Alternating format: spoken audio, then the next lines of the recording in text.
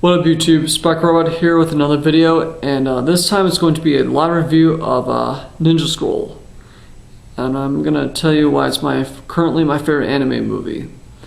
I was originally going to do it with the editing style that I usually do, but the video actually got striked with copyright, so I'm more or less forced to do it this way, so just deal with that. Anyway, let's begin. Ninja Scroll is an anime action adventure fantasy thriller movie that was released on June 5th, 1993. It's been a while since I've reviewed an animated movie, but I figured it was time to do it, and I just really wanted to talk about this movie because it's actually pretty good. So the story follows a mercenary by the name of Jubei, who is helped by a Kunoichi named Kagero and a spy named Daquan, I think it's the name, in battling 8 demonic killers led by a ghost from his past who are bent on overthrowing the shogunate. It is set in the feudal era of Japan. Overall, this story is surprisingly pretty fucking good. Now it does have 2 cliches that I really don't like at fucking all.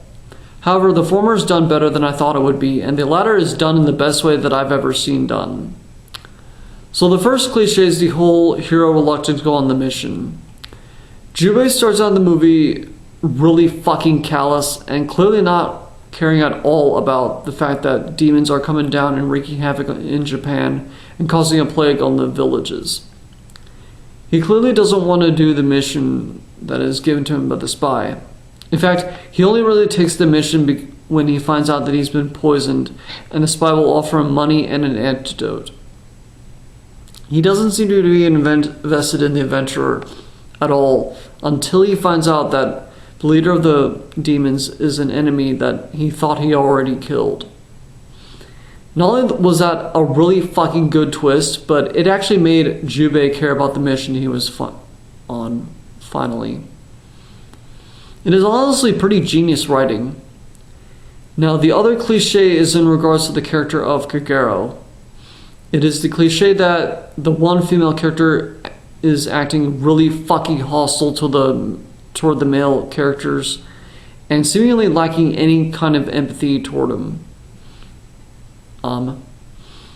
It is often for no reason and makes them come off as ungrateful bitches. As much as people hate to admit it, the original Star Wars trilogy is guilty of that. But Ninja Scroll actually has a very interesting take on that cliche. In a way, you do kind of find out why she is like that. In the beginning, the main devil guy, Tasai, tries to rape Kagero. She is likely traumatized by that. People who experience trauma often end up not caring about anything or anyone. As the movie goes on, it is made pretty clear that Kagero is forcing some kind of facade. She really does care about Jubei and even falls in love with him. She could be hostile toward him because she doesn't trust him, or it's because it's kind of like a defense mechanism for her, so she can be strong. I think you could interpret it either way and it would work. It is only when she says that she is poisoned all over and Jubei asks her if her heart is poisoned too, when she really can't keep the facade any longer. I think that question really got under her fucking skin. From that point on, she really starts to be nicer toward Jubei, and she also tells him not to be cruel to her anymore. I think many American movies really need to take notes from this movie. Now, a lot of people say that this movie is basically hentai, but I don't think that's entirely accurate. There's really only one sex scene in the movie. Yeah, you do see some tits and thrusting, but it is really short and it's not even between Jubei and Kagero. And on that note, Jubei and Kagero never actually get it on, which is honestly the one thing that I dislike about the relationship. But it's not for the reason you think. Kagero reveals that the antidote for the poison is to fuck her. Her poison is basically a remedy for the current poison that Jubei has. But for no fucking reason, Jubei turns her down. But I think later on he really regrets that decision. I will say though, other than that, the relationship is beautiful and heartbreaking. Also, really did get into the adventure that the characters were on. And that's all I really can say about the story. Now, as for the action scenes, they're pretty fucking good. There's some pretty good swordplay and gore, and even some explosions toward the end. Now, sometimes I think it could have been better, particularly the scene where Jubei fights the guards. You did get some of that, but that ended way too abruptly. Same thing with an earlier fight. But to be fair, the fight between Jubei and Gemma, who is the main villain, is pretty goddamn good, with plenty of gore and gold.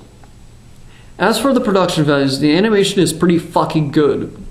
It kind of reminds me of Angel Cop, which came out around the same time as this movie. It is very detailed, and the characters have a very similar look to the ones in Angel Cop. The sound is pretty good. The music is not too bad. There's a pretty memorable leitmotif, and the ending song, Somewhere Far Away, Everyone is Listening to a Ballad, is really good. Overall, Ninja Scroll is currently my favorite anime movie. I don't know what the future holds, but for now, this is my favorite.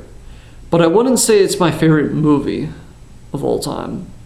While the relationship between Jubei and Kagero is really emotional, I felt there were some missed opportunities, and I'm not really sure how I feel about the ending, but overall, the good outweighs the bad.